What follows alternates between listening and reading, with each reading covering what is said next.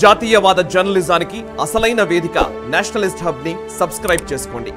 Notifications కోసం bell icon పై click చేయండి. నమస్తే, వెల్కమ్ టు నేషనలిస్ట్ హబ్. ఊహించినట్టుగానే ఇజ్రాయెల్పై ఇరాన్ విరుచుకుపడింది. వందల సంఖ్యలో డ్రోన్లతో దాడికి తెగబడింది. డజన్ల కొద్ది క్షిపణులను లక్ష్యం దిశగా సంధించింది. పశ్చిమాసియాలో నెలకొన్న ఉద్రిక్తతలు ప్రపంచ భౌగోళిక రాజకీయాలను ఒక్క కుదుపు కుదిపాయి. పశ్చిమాసియా రణరంగం మరింతగా విస్తరిస్తే మూడో ప్రపంచ యుద్ధం అనివార్యంగా మారుతుందనే వాదనలు వినిపిస్తున్నాయి. ఫ్రెంచ్ కాలజ్ఞాని నోస్ట్రాడమస్ జ్యోతిష్యం నిజమై తీరుతుందనే ఊహాగానాలు పెద్ద ఎత్తున ప్రచారంలోకి వస్తున్నాయి. 6 మాసాలుగా ఇజ్రాయెల్ హమాస్ మధ్య కొనసాగుతున్న భీకర యుద్ధం వల్ల ఆసియా దేశాలు అనేక ఇక్కట్లు ఎదుర్కొంటున్నాయి. ఎర్ర సముద్రం మీదుగా సాగే రవాణాపై ఇరాన్ ఇజ్రాయెల్ మధ్య కొనసాగుతున్న ఘర్షణల ప్రభావం ఎర్ర సముద్రం మీదుగా సాగే వాణిజ్య నౌకల రవాణాపై పడింది. అగ్రరాజ్యం అమెరికా, బ్రిటన్లు ఇజ్రాయెల్కు వంత పాడుతుంటే రష్యా, చైనాలు ఇరాన్ను ఉసుగొలుపుతున్నాయి. ఒకవైపు హమాస్తో తలపడుతూనే మరోవైపు ఇరాన్ను ఎదుర్కోగలదా అనే సందేహాలు వ్యక్తమవుతున్నాయి. ఇజ్రాయెల్ బలగాలు 2 ఫ్రంట్ వార్కు సిద్ధంగా ఉన్నప్పటికీ ఎంత మేర నిలువరించగలవనేది చెప్పలేని స్థితి. వేసవి గాడ్పుల మధ్య మొదలైన ఇరాన్ ఇజ్రాయెల్ యుద్ధం దీర్ఘకాలం కొనసాగితే ఆసియా ఖండంపై ప్రభావం తీవ్రంగా ఉంటుంది. ఏప్రిల్ 1న డమాస్కస్లోని ఇరాన్ దౌత్య కార్యాలయంపై జరిగిన దాడి తర్వాత యుద్ధ సన్నాహాలు మొదలుపెట్టింది ఇరాన్. 70ల చివరిలో జరిగిన ఇస్లామిక్ విప్లవం తర్వాత పెరిగిన వైరం గల్ఫ్ యుద్ధంతో తారాస్థాయికి చేరింది. పహ్లవీ రాచరికపు రోజుల్లో కొనసాగిన స్నేహ సంబంధాలు 1979 తర్వాత తెగిపోయాయి. 90వ దశకంలో జరిగిన గల్ఫ్ యుద్ధం ఇరు దేశాల మధ్య బంధానికి స్వస్తి పలికి వైరానికి అంకురార్పణ చేసింది. 1979లో ఇరాన్లో పరిస్థితులు మారిపోయాయి. ఇస్లామిక్ తిరుగుబాటుకు నాయకత్వం వహించిన ఆయతుల్లా ఖొమైనీ ఇరాన్ రాజు మొహమ్మద్ రజా పహ్లవీని గద్దెదింపాడు.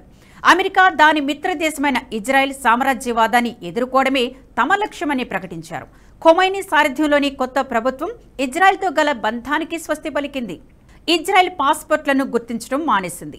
టెహ్రాన్లోని ఇజ్రాయెల్ దౌత్య కార్యాలయాన్ని సీజ్ చేసి సదరు కార్యాలయాన్ని ఇజ్రాయెల్కు వ్యతిరేకంగా యుద్ధం చేస్తున్న పాలస్తీనా లిబరేషన్ ఆర్గనైజేషన్కు అప్పగించింది. 4.5 దశాబ్దాలుగా ఇరాన్ ఇజ్రాయెల్కు మధ్య ఉప్పు నిప్పుగా ఉంది. గల్ఫ్ యుద్ధం వరకు ఇజ్రాయెల్కు ఇరాన్ పట్ల తీవ్రమైన వైరం ఉండేది కాదు. ఆనాటికి సద్దాం హుస్సేన్ ఇజ్రాయెల్ పాలిట కొరకరాని కొయ్యగా ఉండేవాడు. అంతేకాదు, ఇరాన్ ఇరాక్ల మధ్య 1980 నుంచి 1988 వరకు జరిగిన 8 ఏళ్ల యుద్ధ సమయంలో అమెరికా ఇరాన్కు రహస్యంగా ఆయుధాలు అమ్మింది. ఈ లావాదేవీలో ఇజ్రాయెల్ పాత్ర కూడా ఉంది. ఇరాన్కు సౌదీ అరేబియాతోనూ విరోధం ఉంది. ఇరాన్లో షియా మెజారిటీ దేశం, మిగిలిన అరబ్బు దేశాల్లో సున్నీలదే ఆధిపత్యం. దీంతో తాను ఒంటరినని గుర్తించిన ఇరాన్ రక్షణ కోసం అనేక వ్యూహాలకు పదును పెట్టింది. దాడులను ఎదుర్కొనే పగడ్బందీ ఎత్తుగడలను రూపొందించింది. ఈ వ్యూహంలో పుట్టుకువచ్చిందే లెబనాన్ కేంద్రంగా పనిచేసే హిజ్బుల్లా. ఇరాన్ కేంద్రంగా కార్యకలాపాలు చేసే ఇస్లామిక్ జిహాదీ గ్రూపు అర్జెంటీనాలోని ఇజ్రాయెలీ ఎంబసీని పేల్చివేసి 29 మంది మృతికి కారణమైంది. దానికి కొన్ని రోజుల ముందే హిజ్బుల్లా నేత అబ్బాస్ అల్ ముసావి హత్యకు గురయ్యాడు. ఈ హత్య ఇజ్రాయెల్ నిఘా సంస్థ మోసాద్ చేసిందని ఇరాన్ నమ్ముతోంది. 2000లో తర్వాత స్టక్స్ నెట్ వివాదం ఘర్షణను మరింత తీవ్రం చేసింది. ఇజ్రాయెల్ అమెరికా సాయంతో స్టక్స్ నెట్ వైరస్ను ప్రయోగించి ఇరాన్ అణు ప్రయోగాలను భగ్నం చేసిందని అభిప్రాయం ఉంది.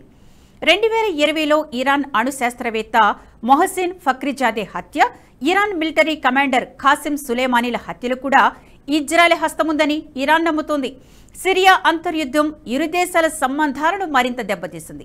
గత ఏడాది అక్టోబర్ 7న ఇజ్రాయెల్ హమాస్ మధ్య మొదలైన పోరు మరింత తీవ్ర రూపం దాల్చడంతో ఇరాన్ ఇజ్రాయెల్ మధ్య ప్రత్యక్ష పోరు అనివార్యంగా మారింది. దీంతో పాటు లెబనాన్ సరిహద్దులో హిజ్బుల్లా మిలీషియాకు ఇజ్రాయెల్ దళాలకు మధ్య జరుగుతున్న ఘర్షణలు కూడా ఇందుకు తోడయ్యాయి. డమాస్కస్ దాడితో ఇరాన్ ప్రతీకారానికి దిగింది. ఇరాన్ ఇజ్రాయెల్ మధ్య యుద్ధం తీవ్ర రూపం దాలిస్తే ప్రతిక్రియలు కేవలం ఆ 2 దేశాలకే పరిమితం కావు. ఆఫ్రికా, ఆసియా దేశాలపై యుద్ధ ప్రభావం ఉంటుంది. మరీ ముఖ్యంగా ఎర్ర సముద్రంలో వాణిజ్య నౌకల రవాణాకు అంతరాయం ఏర్పడుతుంది. ఎగుమతి దిగుమతుల్లో అనిశ్చితి నెలకొంటుంది. ఎర్ర సముద్ర ఉత్తర తీరానికే కాదు, దక్షిణ తూర్పు తీరంలోని వ్యూహాత్మక ప్రాంతాలకు కొత్త ఇబ్బందులు తెచ్చిపెడుతుంది. ప్రపంచ వాణిజ్యంలో 12% ఎర్ర సముద్రం సూయజ్ కాలువ ద్వారానే సాగుతుంది. ఈ మార్గంలో ఎక్కడ సమస్య తలెత్తినా మొత్తం ప్రపంచ వాణిజ్యానికే ముప్పు వాటిల్లుతుంది. భారతదేశ ఎగుమతులు దిగుమతుల వాణిజ్యంలో అత్యధిక భాగం అరేబియా సముద్రం గుండానే సాగుతుంది. ముంబై, కొచ్చి, మంగళూరు, గోవా, చెన్నైలకు అరేబియా సముద్రం మార్గం గుండా వాణిజ్య నౌకలు రాకపోకలు సాగిస్తాయి. హిందూ మహాసముద్రం నుంచి రవాణా మొదలవుతుంది. ఆ తర్వాత అరేబియా సముద్రం, అక్కడి నుంచి గల్ఫ్ ఆఫ్ ఏడెన్కు ఎర్ర సముద్రం, అక్కడి నుంచి సూయజ్ కాలువ, ఆ తర్వాత మధ్యధర సముద్రం, అక్కడి నుంచి యూరప్, అక్కడి నుంచి నేరుగా జిబ్రాల్టర్ మీదుగా అట్లాంటిక్ మహాసముద్రంలోకి, అక్కడ నుంచి అమెరికా, ఇలా గొలుసు కట్టుగా సాగుతుంది రవాణా. ఈ మార్గంలో ఎక్కడ సమస్య ఎదురైనా మొత్తం గమనమే మారిపోతుంది. దీంతో వాణిజ్య నౌకలని మొత్తం సరుకును కేప్ ఆఫ్ గుడ్ హోప్ కు తీసుకురావాల్సి వస్తుంది. దీంతో ప్రయాణ దూరం 40% మేర పెరుగుతుంది. ఇంధన వ్యయం మరో అదనపు భారమవుతుంది. ఫలితంగా వాణిజ్య ఖర్చు తడిసి మోపుడవుతుంది. ఇది భారత్పై పెద్ద ఆర్థిక భారాన్ని మోపుతుంది.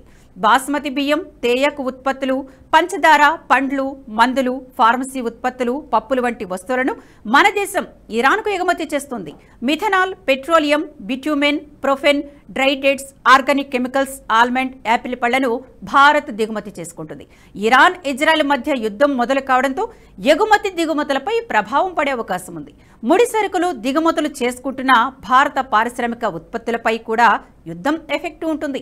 మేడ్ ఇన్ చైనా వస్తువులు యూరోప్ దేశాలకు ఎగుమతి చేయాలన్నా, యూరోప్ నుంచి మేడ్ ఇన్ నెదర్లాండ్స్ ఉత్పత్తులు భారత్కు తరలించాలన్నా, సౌదీ అరేబియా సహా అరబ్ దేశాల నుంచి చమురు, సహజ వాయు దిగుమతి చేసుకోవాలన్నా ఎర్ర సముద్రమే అరువైన సముద్ర మార్గం.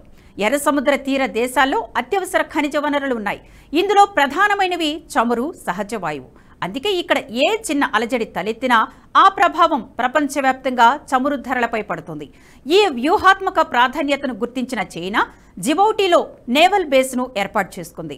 అత్యాధునిక ఆయుధ సంపత్తిని సమకూర్చింది. ఇజ్రాయెల్కు ఏటా ఐటీ రంగం ద్వారా 14% ఆదాయం లభిస్తుంది. ఆ దేశ ఆర్థిక వ్యవస్థలో ఇది అత్యంత కీలకం. Microsoft, Google, Intel, Wipro, TCS సహా 500కు పైగా అంతర్జాతీయ ఐటీ సంస్థలు ఇజ్రాయెల్లో ఉన్నాయి. సుమారు 1,00,000 మంది ఉద్యోగులు పనిచేస్తున్నట్టు అంచనా. అమెరికా, బ్రిటన్, ఫ్రాన్స్తో పాటు ఇతర దేశాల కీలక ప్రాజెక్టులు ఇజ్రాయెల్ ఐటీ సంస్థల చేతుల్లో ఉన్నాయి. యుద్ధ ఉద్రిక్తతల కారణంగా సంస్థల నిర్వహణ సజావుగా సాగే అవకాశం లేకపోవడంతో కంపెనీలన్నీ భారత్ సహా యూరోప్లోని దేశాలకు తరలిపోతున్నాయి. ఫ్రెంచ్ కాలజ్ఞాని నోస్ట్రాడమస్ తన ది ప్రొఫెసిస్లో చెప్పినట్టే క్వీన్ ఎలిజబెత్ II మరణం, హిరోషిమాపై బాంబు దాడి, నెపోలియన్ గ్రోత్ గురించి నోస్ట్రాడమస్ జరిగిందనే నమ్మకాలు ఉన్నాయి.